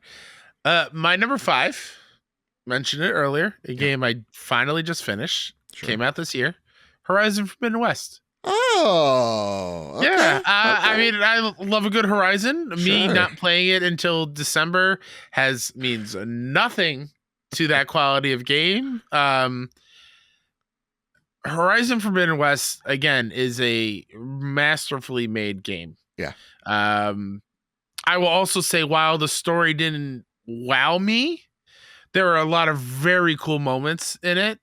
And the reason why I love this game so much is if you're looking for a game that you want to get sucked into and have no shortage of things to do, Forbidden West is that thing. There's so many things to do in this game, and all of the side missions are like some of the best side missions in any game, period. Simply because every NPC is like fully mocapped and animated, and they all have unique voices and unique quest lines. You're not really only doing fetch quests and stuff like that. It is super well thought out. Forbidden West is excellent. Yeah, there's one where it's like a legit murder mystery. The next is like, how to teach this like an elder like who knows they're going to die, trying to like teach their their young before they go. Like, it's they play with a lot of themes there. And you're right. I think like story wise, it gets a little nuts. Oh, it certainly does. It gets a little crazy. And I saw some folks like Sean who's like, this was stupid. And some people that like me, I'm like, and I am completely in. This is far out insane, and I'm wild. Yeah, I'm sorry, this is wild and I'm in. So like, yeah. Mm-hmm. Number 5 for me, Kyle, is Ratchet and Clank Rift Apart. This is like quintessential. Like, to me now, this is like, we're in the you must buy this category. You must buy Ratchet and Clank. I think this is a PlayStation 5 looking, feeling, sounding game. It's just, to me, the only thing that holds it back is like, though, again, it looks great. I mean, it looks like a Pixar film. Everybody says it, right? Like, this looks like a high budgeted blockbuster on screen. I still feel like, you don't have to smooth the graphics on level 2 to make it still like this game could have still worked on PS4. This game could have still worked on PS3. This game could still theoretically even work on PS2 in terms of like, you know, how the level game and functions. aesthetics and stuff. Yeah, because like you're still going from level to level. Like there are still loading screens, if that makes like it still feels like they're hidden and stuff, but they're still there. Like it still feels like a Ratchet and Clank game of old. It's what I'm trying to get at. I know that's going to trigger a few people who are like, PS3, no way. I know I couldn't run on PS3. I'm just saying it feels like that of old. So though it's a welcome familiarity, that's the only reason why it holds. It's held back for me a little bit. And that's why it is my number 4 for the same reasons where. And you want to talk about like PS5 things? Another great use of the DualSense, where all the weapons feel so unique. Each different. My favorite is the pixelizer. Yes, where you hit it and the 8-bit sounds come through the speakers, and it just feels so good when you use the trigger. Story wise, I love Rivet. Yep. And oh my god, it's been a year. What a fantastic addition. KT. Yep. You got Is it. KT? Yeah. Oh, a Kit. Oh my god. Thank God. Yeah, Riveting and Kit are fantastic additions to the universe. But like you said it, where this still feels like a Ratchet game I've played every generation. Yeah. Which is not a bad thing. It's still fantastic. It's in my top 4. It's just felt like other Ratchet adventures that I've been on. Yeah. And welcomed. I like it. Oh, absolutely. It was like comfort food. It was soul food. Yeah. All right, here's number 4. You ready for this? Buckle in, folks. Oh, boy. Here we go. Yo, have you seen that movie trailer? I think it's called like 63 with like Adam Driver. No, I don't think I have. He lands like on a prehistoric Earth. Look that trailer up, Kyle, because half of that trailer is literally Returnal. I'm not kidding you. Like it's Returnal. Returnal is amazing, and it is, to me, the thing that got me into the roguelite, whatever you call it, genre. Returnal did that for me. When I think about PlayStation 5 features, when I think about the 3D audio, yeah, it's there. You know, you could tell where every enemy is by just strictly the sound alone. You talk about haptics, every gun feels the same. And then the adaptive triggers, where guns have a second mode depending on how hard you press the trigger, I think is so darn cool. And for me, Returnal does not get enough love. And I think it is one wild, crazy story that is on Kojima levels of almost incomprehensible. But like, you're like, this is so crazy. I am 110% in. Give me more of this. So Returnal, my number 4. For sure. Kyle, what about you, good sir? What is your number 4? I'm trying to look up this movie because it sounds cool. And trust me. After the show, check a look at it and you'll be like, did you just get a call from like the white? I don't think it's called 63 though. Okay, I'll look it up. What's your number 4? Anyways, my number 3, because my number 4 was Ratchet. Oh, sorry. Number 3 is actually Spider-Man Miles Morales. Oh. So you were saying why it was so low because you didn't see much of a difference. Yeah. Spider-Man Miles Morales is the reason why I now get why people want 65. I'm sorry, it's called 65. 65. Yeah. Miles Morales is why I understand why 60 frames is important. Yeah. Because switching that on with the HDR and the I forgot exactly what Insomniac calls that quality mode. Oh, frame rate / performance. Frame rate, yeah, something like that. The most fluid and fun feeling I've ever had playing a superhero game, and I love 2018 Spider-Man, but I had so much fun as Miles and his unique power set. Not to mention the story and the arc that Miles went on in this game is that story that I want to have in my games, where it is emotional. I'm invested. I'm crying because of what is happening. A Kyle game. It's a Kyle game, and yeah, I love this game. Please. And like bonus points, get the Ultimate Edition so you can get remastered. Because like 2 for 1. Yeah. Yeah, actually, I didn't even think about that. The 2 for 1 are right there. Because I think You still can't get Still remastered can't. Solo yet? You still can't. That should be really Wild. exciting. Why isn't there a class action lawsuit on that? Yeah. Number 3 on this list, Kyle. Let's do the song together, right? Ready? Cyberpunk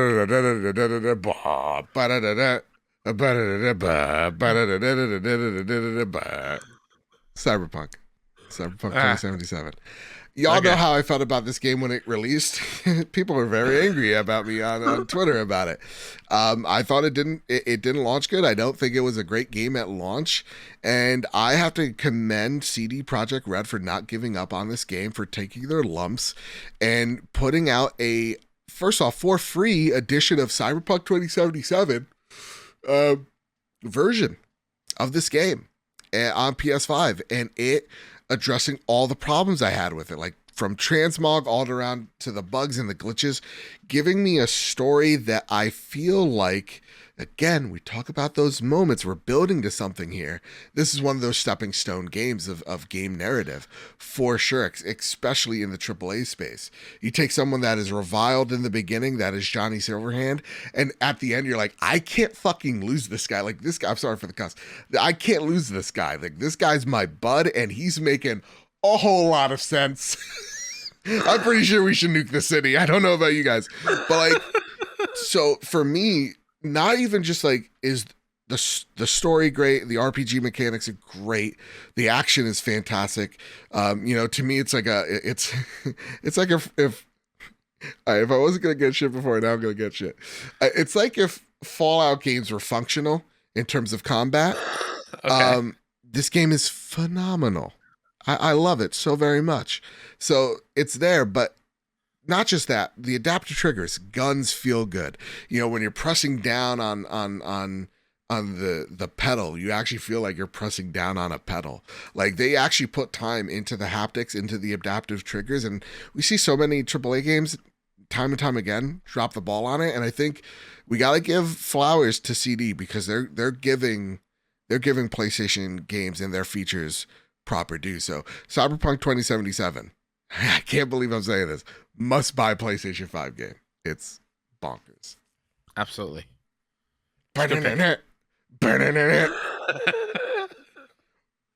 All right, Samurai, let's get the show on the road. What's your number 2 pick? Number 2 pick is I think you said number 4, Returnal.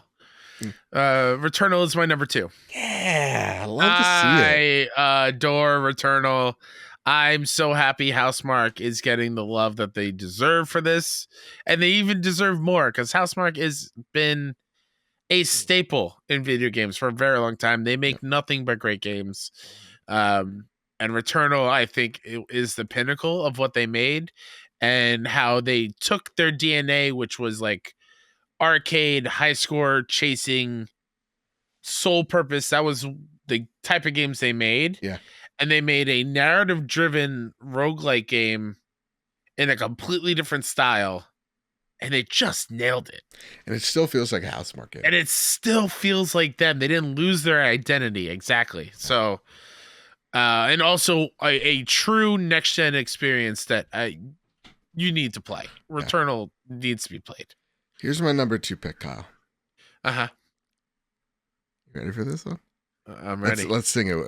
Let's sing it with me. Oh, Ready? here we go. Let me try to guess it. Ba, ba, ba.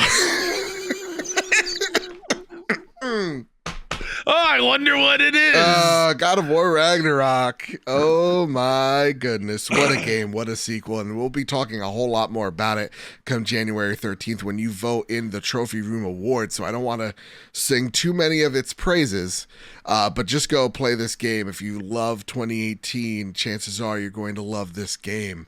It is one that you don't want to miss. It is stunning on PlayStation 5. And though I don't think it does a lot of the functions as well as many others on this list, it just goes to show the power of this game's narrative. See, stepping stones we're getting there? Here, because this is going to be when people are writing in the writer's room in terms of like sequels, I feel like people are going to take a look at Ragnarok going, how do they do that thing with Sindri, and how can we implement it here? How can we do that thing with, Brock and do it over here?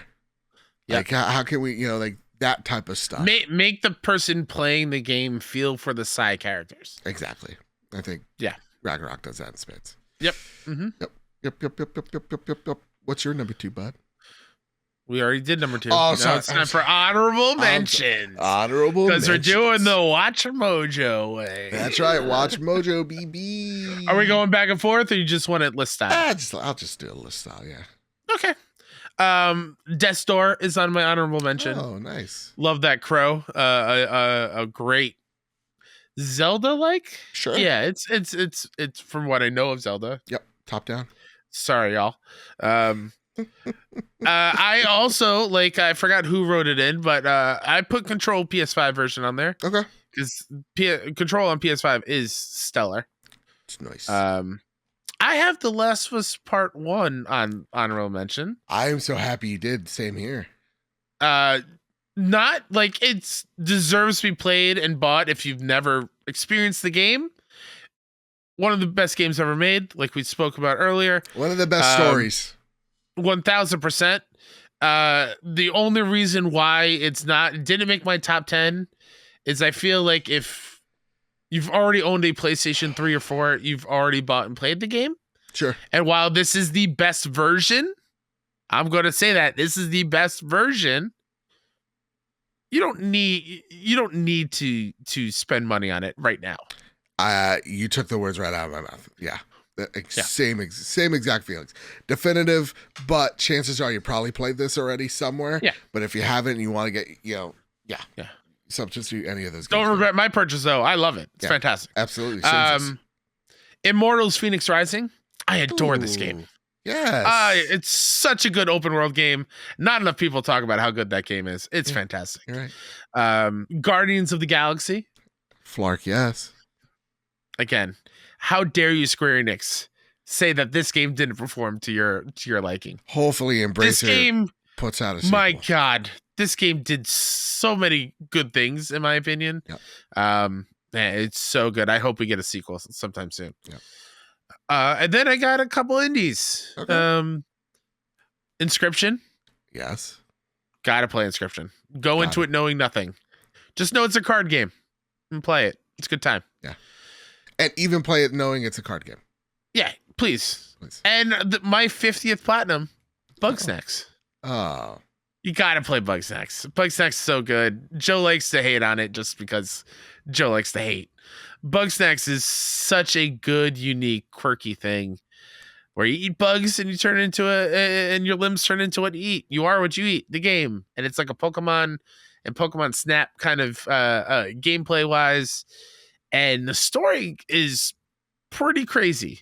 Okay. And the characters are awesome. So yeah, Bugsnax is great. All right, here's my honorable mentions. First and foremost, Last of Us Part 1. Again, reasons you just said it. Asher's Playroom, because we're buying these games. So again, it's my list. We're buying these games. But Asher's on your PS5, you need to be playing Asher's Playroom. Yep. Here's where we're going to get a little spicy. Okay? Uh-oh. Elden Ring is an honorable mention. Whoa. Elden Ring is not number 1 here. Because to me... What's number 1? Oh, I'm interested now. Elden Ring is not number 1 because, listen, it's fantastic. It is one of the greatest games ever made. And again, I will have thoughts January 13th as to why I think that. Stellar, right? Yeah. I want to say more, but I can't. I'm not allowed. Lawyers will get into it. But I'm playing the PlayStation 4 version of it. And I'm telling you, maybe I got dumb eyes and I can't see the difference. I really can't see the difference between the PlayStation 4 version of this game and PlayStation 5 version of this game. So when I'm thinking of games that are taking advantage of the features of what the PlayStation has to offer, there's nothing that Elden Ring does that is like, oh yeah, this is a PlayStation 5 game. To me, it's like, oh yeah, this is a PlayStation 4 game ported to PlayStation 5. It's a great point. Yeah. And not a whole lot of haptics, I think, in PS5. None whatsoever. Yeah. That is a great point. I should have put some thought into that. Yeah. I mean, hey, listen, it's on your list. It's a fantastic game. And I would say this too. I think also they both run at 60 FPS. So it's you're good. Plague Tale Requiem It's on here. Honorable mention. Oh. I want to give a shout out to Asobo for ditching previous gen and saying this is strictly next gen. And it would be maybe on this list if I've beaten it. So I have not beaten it yet. But yeah, Innocence definitely deserves your time. So play that game first and then play Requiem and then call me back.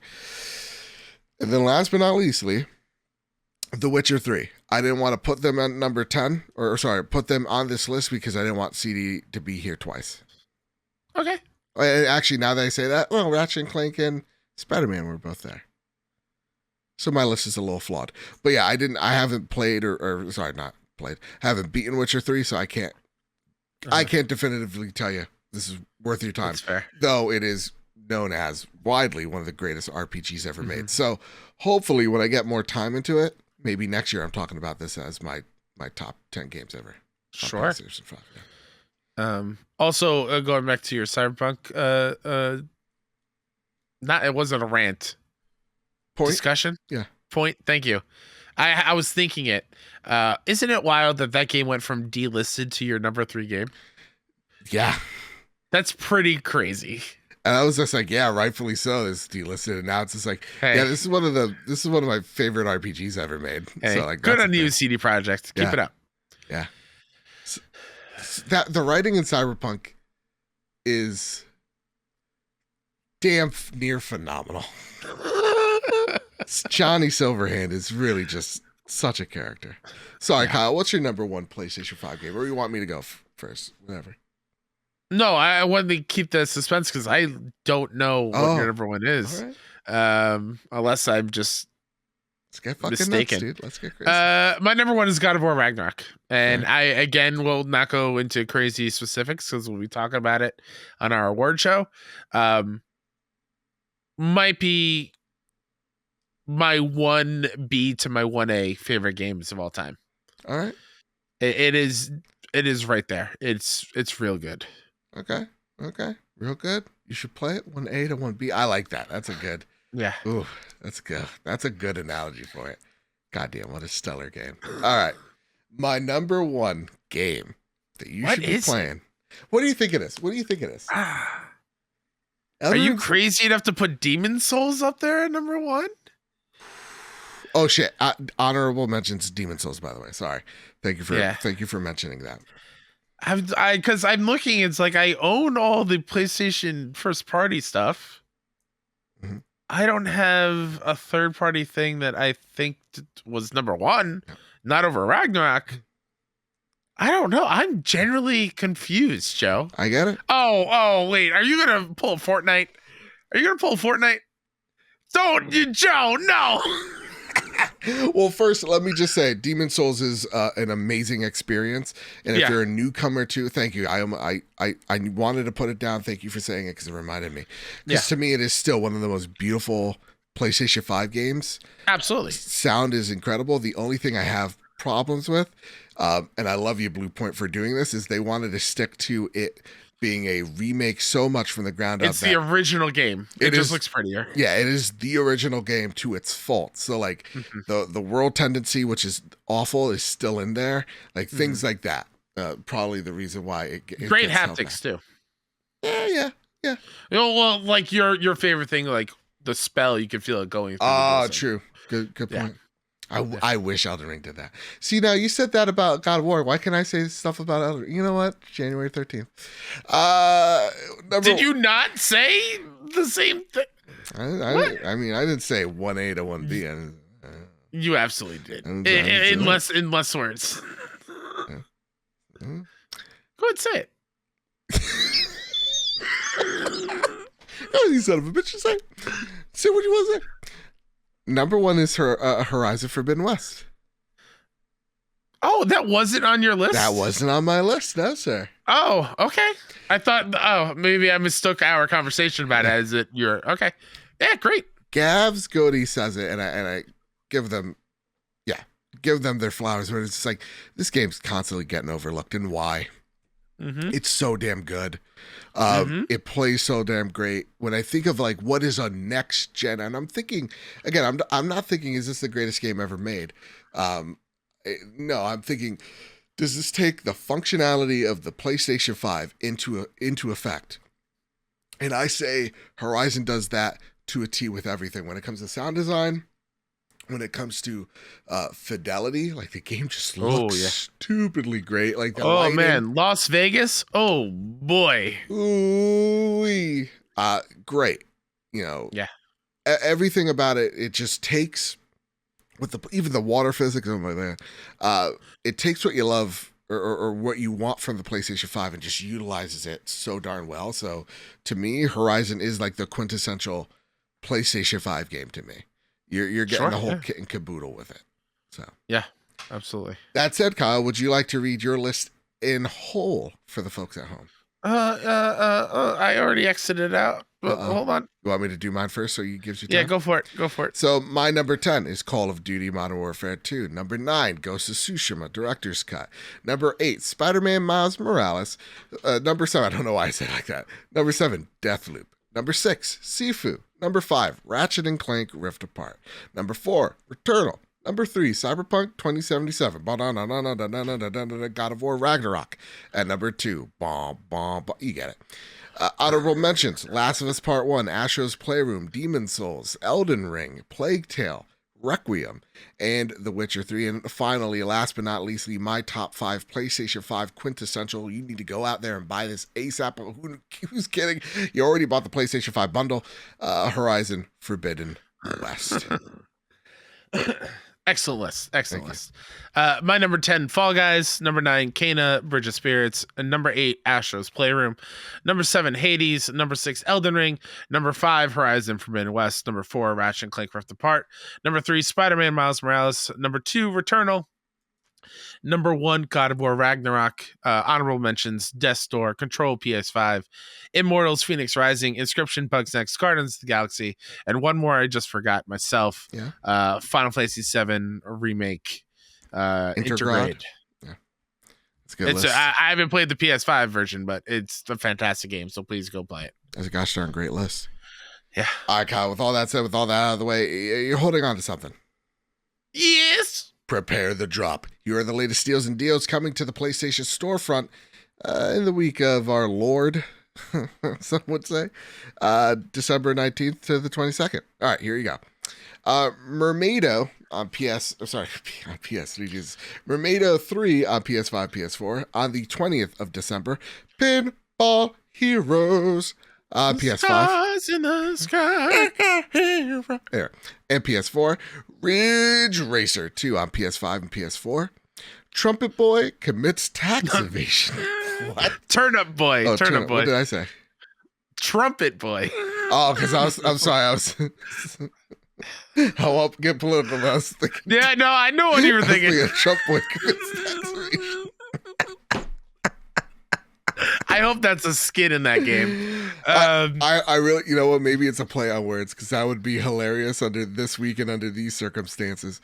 It's a great game, by the way. Very funny. Really? Oh, okay. It came out on Switch previously. Oh, all right. Yeah, it's very cool. It makes fun of trophy hunters like myself. Start collectible. It's pretty great. December 21st, Grapple Dash, a PS4. If it is exactly what you're doing, grapple and dashing, that's game of the year. Hashikira Drifter, Kart Drift Racing Simulator on PS4. Headbangers, Holiday Hell on PS5 and PS4. That sounds cool. What's that game? Metal as shit. I love it.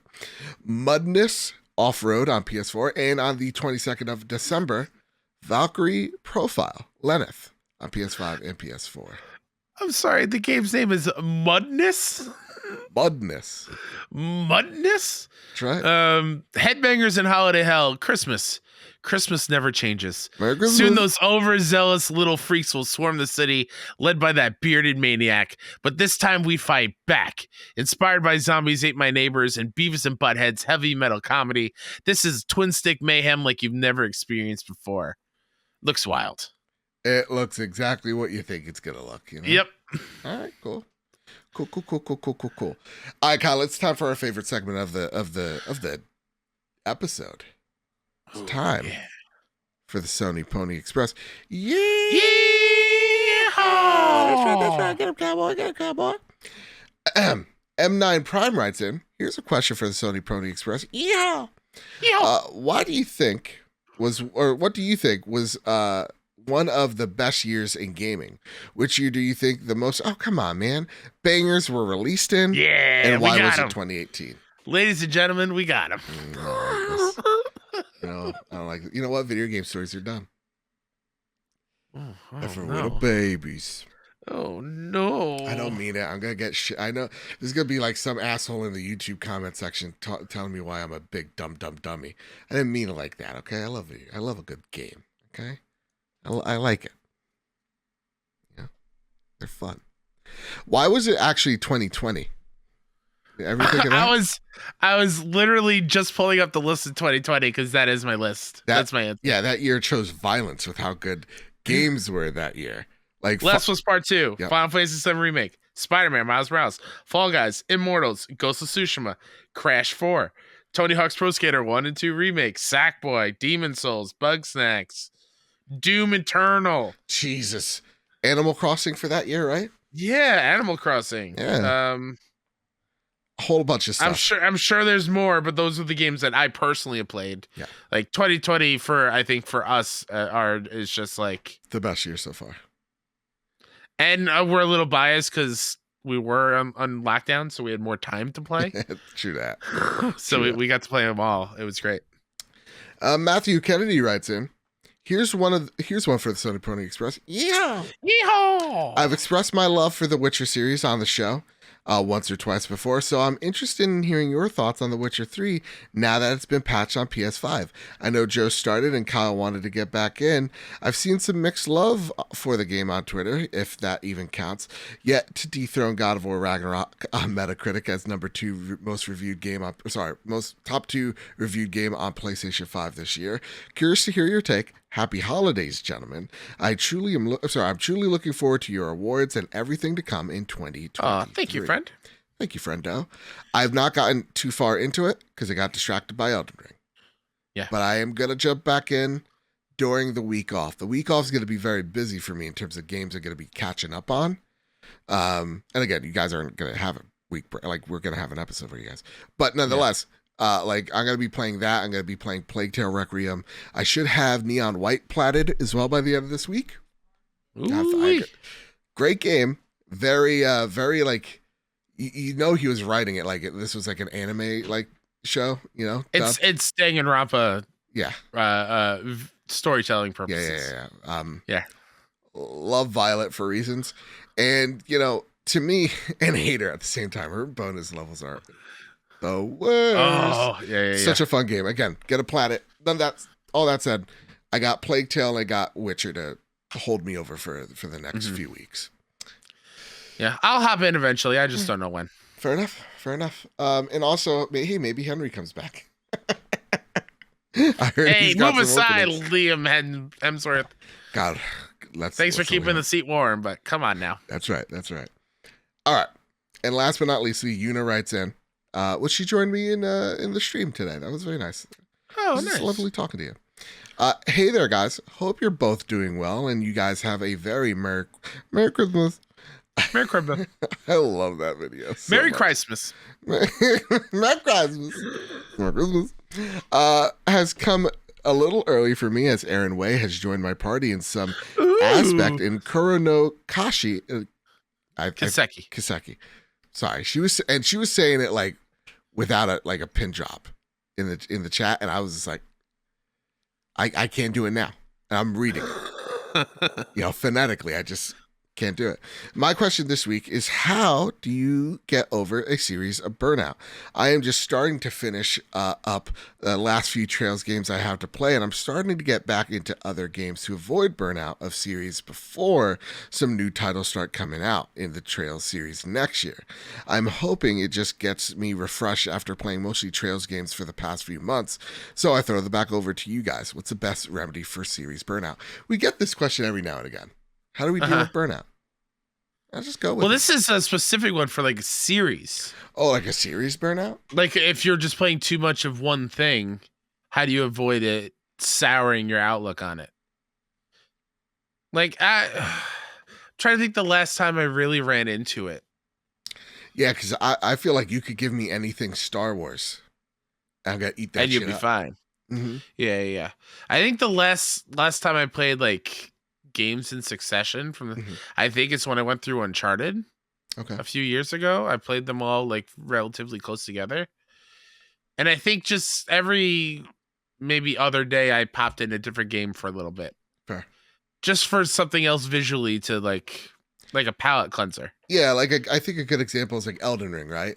Like Elden Ring, I love it. Gonna platinum that game twice. But like I couldn't do another Souls game after that. Like I have to wipe the palate somehow. I even forget how I cleansed the palate that time. But like to me, it's by doing a different game in a different genre. I think about like Returnal, and I'm very glad that Ratchet and Clank was there because I don't know how I'd feel about Hades if it was back-to-back releases. So for me, it just comes to like playing a different genre. Really.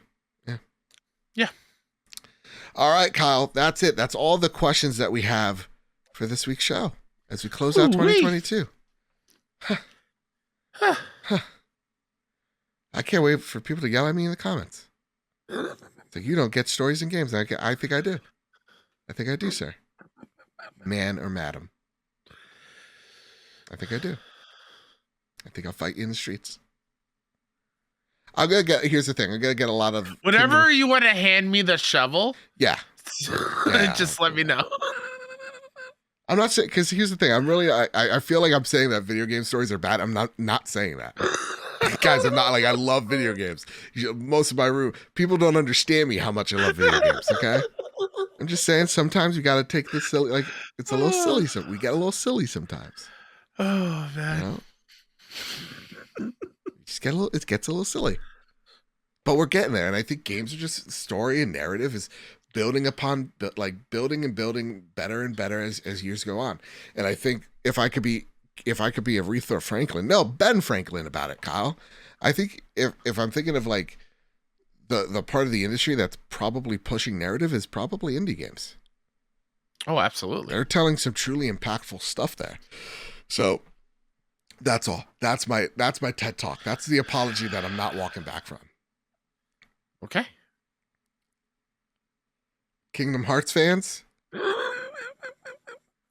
me the damn shovel! I don't take back anything. Stop I think your series is mid. digging your own grave. No, honestly, I saw a leak of a Kingdom Hearts game that had like a Victorian Gothic setting, kind of looked like Bloodborne, and I'm like, oh, that's my ticket into the series. Can you imagine in a world where Sora, Donald, and Goofy walk into Yharnam?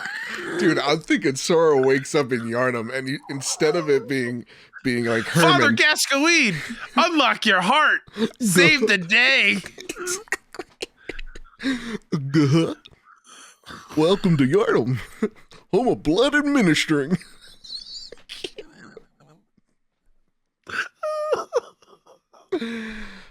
A hunter must hunt. Stop.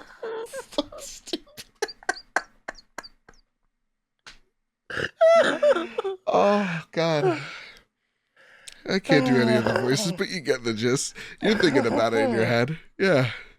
Oh my God. What was the adage, Goofy? Born of the blood, made men by the blood, undone by the blood.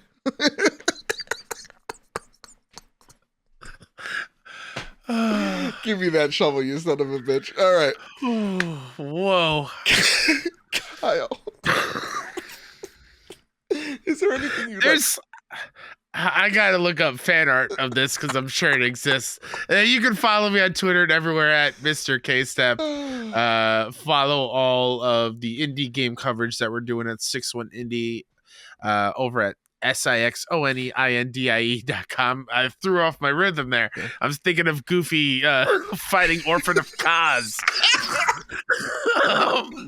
Donald just like cowering in the side of amygdala. Donald getting rolled over on top of by Rom, the vacuous spider. Yep. Six One Indie, we're doing our Game of the Year stuff also in the first couple weeks of January. We're calling them the PDs, who is our mascot. The link is out there for you to go vote on the audience. So your favorite indie game of the year. We also have several categories, kind of like what we did here. So go check that out at 61 Indie on Twitter. That again, SIXONEINDIE. And if you are an indie game dev, we're doing another indie mini game showcase. If you want your game highlighted on our show, hit us up. Again, on our socials, all that stuff. It's gonna be rad. Nope, I'm gonna hold it. I almost said how many games have been submitted, and I don't want to ruin any surprises. Oh, you already got submissions? Oh, do we have submissions? Oh, Joe? My God. That's awesome. Woo-wee. God damn. Okay, I've given you so many I'm just excited for you guys. Yeah. Just excited. Yeah. I want to shout out one review before we go. It comes from... All right, no. Oh, no. Are you doing it? I purposely didn't mention it. I'm doing it. Okay. J.M. Brown writes in, 5-star review, changing my review. They said, and I quote, "I'm changing my review so I won't be talked about on the show anymore. Apologies for the negative feedback. Keep up the good work." Now, Mr. Brown, I appreciate your review. And I appreciate your honesty. No. Let's be real, Joe. I learned of this because you texted me, "Hey, peer pressure works." No, I said cyberbullying works. No, yeah. You're a monster. Brad, I thank you. I appreciate you. And listen, after the last segment, I could understand why you want to go back to that 2-star. I definitely do. I also wanted to say, shout out to the people that and even Brown did as well. Respectfully, give us criticisms when we're doing something. Absolutely. It's fine. It's cool. Mm-hmm. Don't be a YouTube comment section about it, but tell us what you like. Tell us what you don't like. That's why the Discord really exists. DM me, DM Kyle of hey, here's something, here's an idea. Just stuff like that. And, this show is only better because of your feedback. Even we got one of the meanest reviews I've ever seen, a way long time ago, years back. And I took that to heart and I changed the show up for it. So honestly, thank you for your reviews. Now, I do appreciate 5-star reviews because Apple rewards us and Spotify also rewards us. They throw us on their, their top discovered lists, and that really does help us grow this channel out.